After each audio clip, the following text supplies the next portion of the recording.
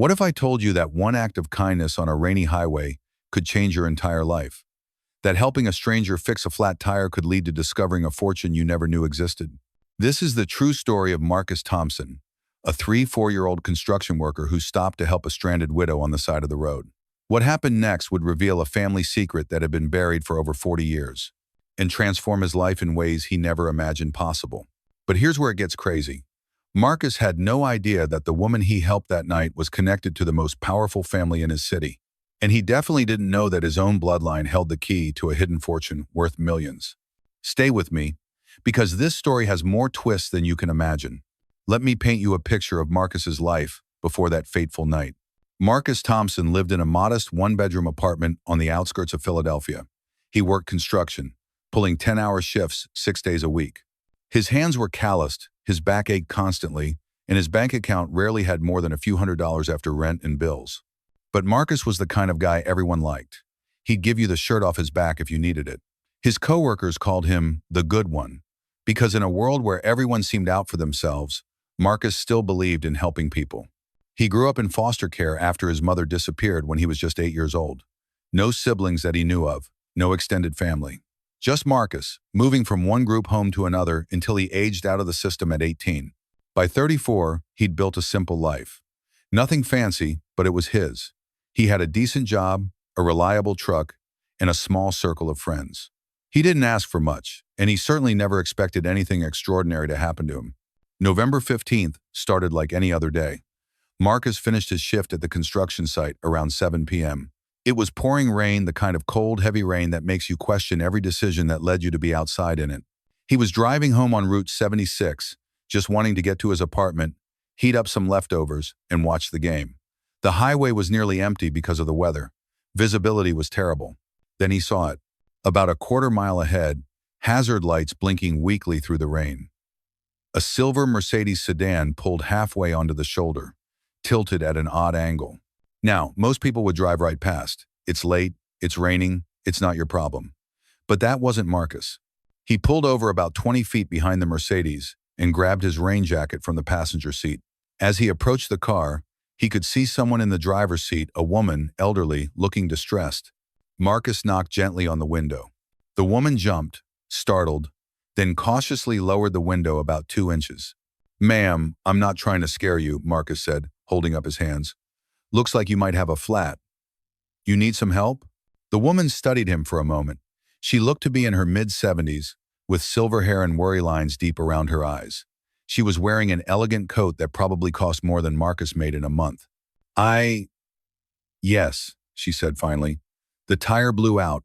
I called for roadside assistance, but they said it would be 2 hours." "In this weather, you shouldn't wait in your car that long," Marcus said. "Let me take a look. You got a spare?" The woman, who introduced herself as Margaret Hayes, reluctantly agreed to let Marcus help. She popped the trunk, and Marcus got to work in the pouring rain.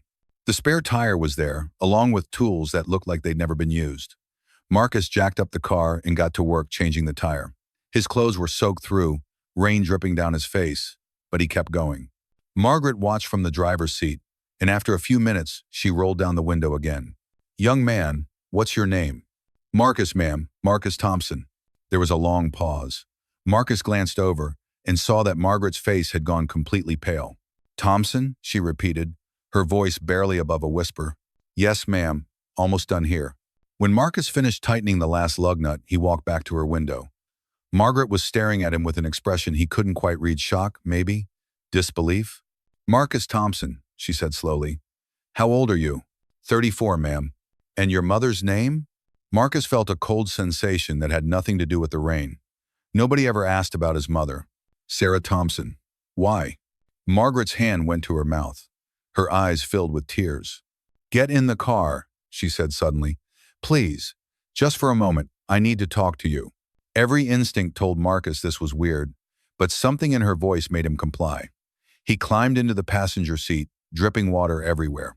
"I'm sorry," Margaret said, her voice shaking. "This must seem so strange, but I think you might be my grandson." Marcus laughed. It was the only response that made sense. "Ma'am, I think you're confused. I don't have any family." "Your mother, Sarah Thompson. She had dark brown eyes, didn't she? And a small birthmark on her left wrist." Marcus's smile faded. How do you know that? Because Sarah was my daughter-in-law. She was married to my son, James Hayes. You're their child. You're my grandson. The highway suddenly felt like it was tilting. Marcus gripped the dashboard. That's impossible. My mother left me when I was 8. I never knew my father. I grew up in foster care. I know, Margaret said, tears streaming down her face. And that's my family's greatest shame. We've been looking for you for 26 years. Margaret's story came out in a rush, right there in that Mercedes on the side of Route 76, with rain hammering on the roof. James Hayes, her son, had fallen in love with Sarah Thompson when they were both in college. The Hayes family was one of the wealthiest in Philadelphia, old money, connected to banking, real estate, and investments going back generations. James's father, Margaret's husband, was a man named Richard Hayes. And Richard was, by Margaret's own admission, a controlling, elitist man who believed his son should marry appropriately. When James brought Sarah home, a woman from a working-class family with no pedigree or connections, Richard lost his mind. He forbade the marriage, Margaret said quietly, threatened to disown James completely, cut him off from the family fortune. James chose Sarah anyway. They eloped. When I found out, I was devastated that I wasn't there, but I was proud of him for following his heart. So what happened? Marcus asked, his head spinning. Richard made good on his threats. He cut James off completely. No money, no support, nothing. James and Sarah struggled, but they were happy. And then you were born. Margaret smiled through her tears. James called me in secret the day you were born. He was so excited. He said you looked just like him. He told me your name, Marcus James Thompson. He'd taken Sarah's last name to spite his father. I was born Marcus Hayes? Technically, yes. But your parents registered you as Thompson. James wanted nothing to do with the Hayes name after what his father did. Marcus's mind was reeling. What happened to him? To my father? Margaret's face crumbled. There was an accident. James worked construction just like you because it was the only work he could get without his father's connections. He fell from scaffolding when you were just 3 months old. He died instantly. And my mother? Sarah tried to make it work, raising you alone. But she was depressed, grieving, struggling financially. By the time you were 8, I think she just broke. She left you at a firehouse one night and disappeared. We've looked for her ever since. We don't know if she's alive or dead. The pain in Marcus's chest was overwhelming. He'd spent his whole life wondering why his mother abandoned him, and now he knew. She was drowning in grief and poverty, with no support system. Why didn't you come for me? Marcus asked, and his voice was harder than he intended. We tried, Margaret said desperately. The moment we found out Sarah had left you, we tried. But Richard James's father, your grandfather, he blocked us. He had connections, lawyers, power. He told child services that the Hayes family was not fit to raise you, that there were complications. He made sure you disappeared into the system where we couldn't find you. Why would he do that? Revenge, control, pride. Richard Hayes was a cruel man, Marcus. He blamed your mother for stealing his son. When James died, he blamed her even more. And he saw you as a reminder of his son's defiance. So he made you disappear. Marcus felt like he was going to be sick. Richard died 7 years ago, Margaret continued. The moment he was gone, I started searching for you again. I hired private investigators, searched databases, everything. But you changed your name when you turned 18, hadn't you? Marcus nodded slowly. I went by my foster parents' name for a while. Then I changed back to Thompson when I aged out. I wanted my mother's name. That's why we couldn't find you. The trail went cold. They sat in silence for a moment, the weight of decades of separation hanging between them. Finally, Marcus asked the question that had been building. So why are you telling me this now? What do you want from me? Margaret took a deep breath. Marcus, when James was born, Richard's father, your great-grandfather, set up a trust fund. It's a family tradition. Every direct male heir gets one. It was worth about $500,000 when James was born. Richard never touched it because he assumed James would come crawling back eventually. Okay. When James died, the trust should have transferred to you, his only child, and the only male heir of that generation. But because Richard had buried your existence, because you were in foster care under a different name, it just sat there, growing, collecting interest, being managed by the family's financial advisors. Marcus's mouth went dry. How long? 34 years. How much? Margaret looked him straight in the eye.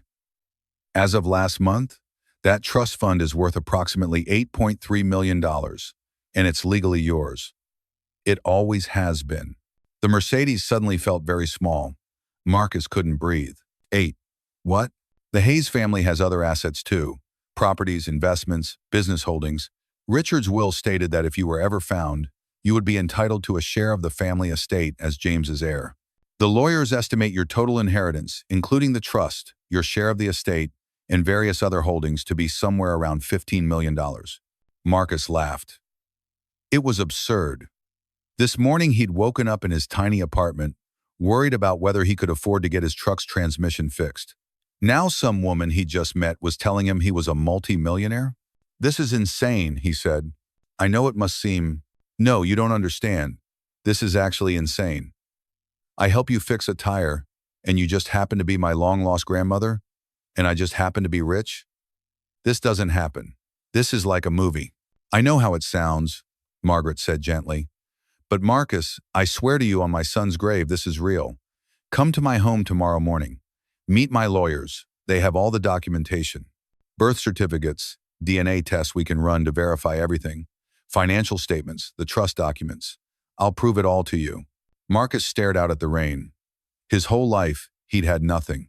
No family, no safety net, no backup plan. Just himself and whatever he could build with his own two hands. And now this. Why me? He asked quietly. Why do you care? You didn't know me. Your husband made sure of that. Because you're my grandson, Margaret said simply. You're all I have left of James. And because finding you means I finally get to right a terrible wrong. Richard stole you from us. He stole your birthright, your family, your father's love. I can't give you back those years, but I can give you what's rightfully yours. She pulled a card from her purse and handed it to Marcus. Margaret Hayes, 1847 Rittenhouse Square. That's my address. Please, come tomorrow at 9 a.m. No obligations. Just hear us out, look at the evidence, and then you decide what you want to do. Marcus took the card. His hands were shaking. I don't know what to say. Say you'll come. He looked at this woman, this stranger, who claimed to be his grandmother. She looked so hopeful, so desperate, so genuine. I'll come, he said finally. Marcus didn't sleep that night. He sat in his apartment, staring at that business card, wondering if he'd hallucinated the entire encounter. Part of him wanted to throw the card away and forget the whole thing. Life was simpler when you knew exactly where you stood. But another part of him, the part that had always wondered about his parents, his history, his origins, couldn't let it go. At 8:30 a.m., Marcus got in his truck and drove to Rittenhouse Square. The Hayes mansion was exactly what you'd expect from one of Philadelphia's elite families. A 4-story brownstone that probably dated back to the 1800s, with pristine stone steps and an ornate front door that looked like it belonged in a museum. Marcus almost turned around 3 times before he finally knocked.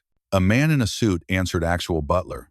Apparently the Hayes family still had those, and led Marcus into a sitting room that was bigger than his entire apartment. Margaret was there, looking anxious. But she wasn't alone. There were 3 other people in the room, a distinguished-looking woman in her 50s who introduced herself as Catherine Hayes, Margaret's daughter and James's sister, which would make her Marcus's aunt. A sharp-eyed man in an expensive suit named Gerald Winters, the family's attorney, and a younger woman with kind eyes named Dr. Lisa Chen, a geneticist. Thank you for coming, Margaret said, and the relief in her voice was palpable. What followed was 3 hours of the most surreal experience of Marcus's life. The attorney laid out documents on a massive oak table. Birth certificates, including one for Marcus James Hayes, born the 15th of November 1991 at Pennsylvania Hospital, to James Michael Hayes and Sarah Ann Thompson. Marriage certificate for James and Sarah. James's death certificate from the construction accident. Photos, God. There were photos. James holding a tiny baby that must have been Marcus. Sarah smiling, looking happy and healthy, nothing like the hollow-eyed woman Marcus barely remembered from his childhood. The trust documents showing an account that had been opened in 1991 and left untouched for over 3 decades, growing exponentially. Property deeds, investment portfolios, Richard Hayes's will with its specific provisions about any and all legitimate heirs. We can do a DNA test to confirm everything, Dr. Chen said gently. It's just a cheek swab. Results take about a week, but I can fast-track it for 3 days.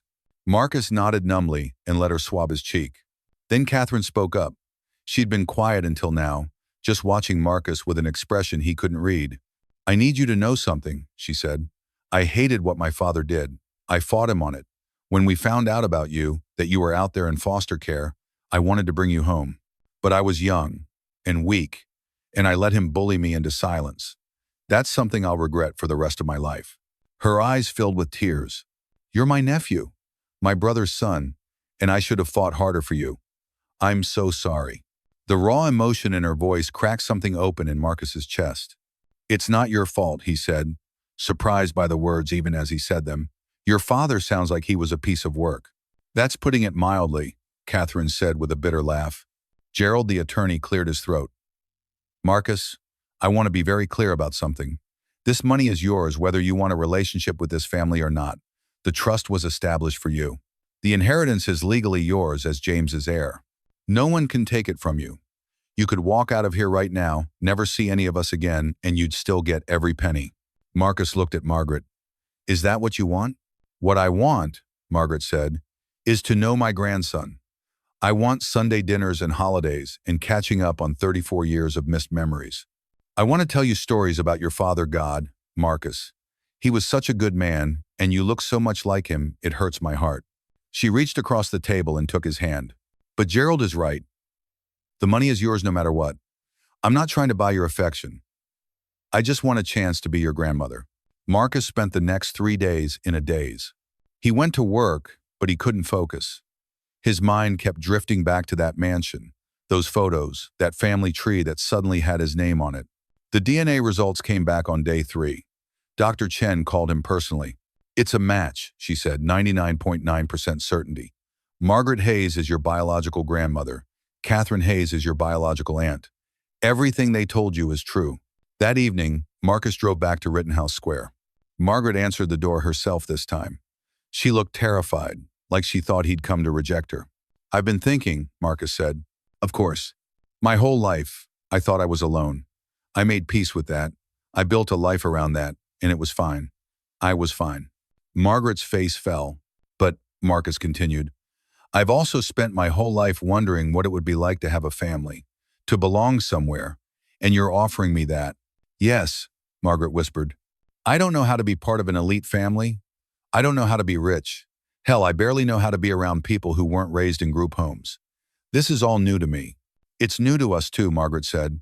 "We'll figure it out together." Marcus smiled. "I'd like that. If you're willing to be patient with me." Margaret pulled him into a hug so tight he could barely breathe. "I've waited 34 years to meet you, Marcus. I've got all the patience in the world." 6 months later, Marcus's life looked completely different. He still worked construction, his choice. He loved the work, and he wasn't ready to give it up just because he suddenly had money.